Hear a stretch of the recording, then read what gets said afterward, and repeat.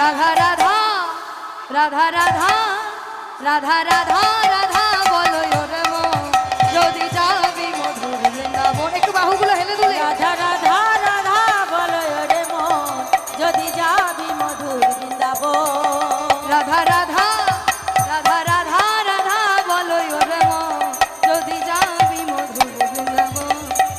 রাধা রাধা রাধা বলো রে মন যদি যাবি মধুর বৃন্দাবন।